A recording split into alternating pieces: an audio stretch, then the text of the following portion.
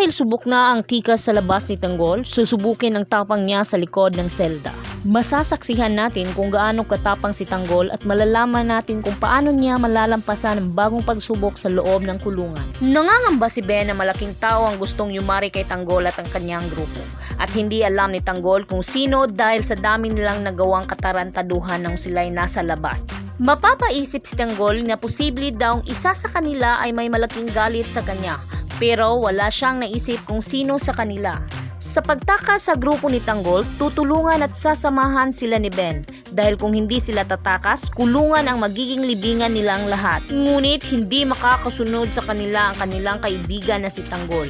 Dahil bago pa ang pagplanong pagtakas ng grupo, sinabi na ni Chief Espinas na kunin at kakastiguhin niya si Tanggol.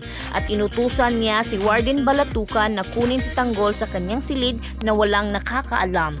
Dito susubukin si Tanggol ng kanyang pasensya at tapang ng mag-isa dahil nakatakas na ang kanyang grupo. Sa pagtakas ng grupo ni Tanggol, ipapalabas ni Chief Espinas at Warden Balatukan na kasamang nakatakas si Tanggol. Pero nasa puder lang nila ito at pinapahirapan. Dito magsisimulang maging kalbaryo ang buhay ni Tanggol sa loob ng kulungan. Dahil nasilaw ang namamahala sa bilibid na si Chief Espinas at Warden Balatukan sa malaking patong na pera kay Tanggol para siya'y pahirapan.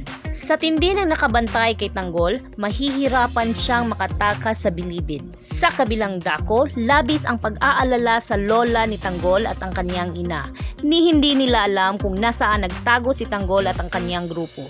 Lingid sa kanilang kalaman, hindi nakasama sa pagtakas si Tanggol. Naisin man ni Tanggol na tumakas, pero ito'y malabong mangyari sapagkat mainit ang mata sa kanya ni Chief Espinas at Warden Balatukan.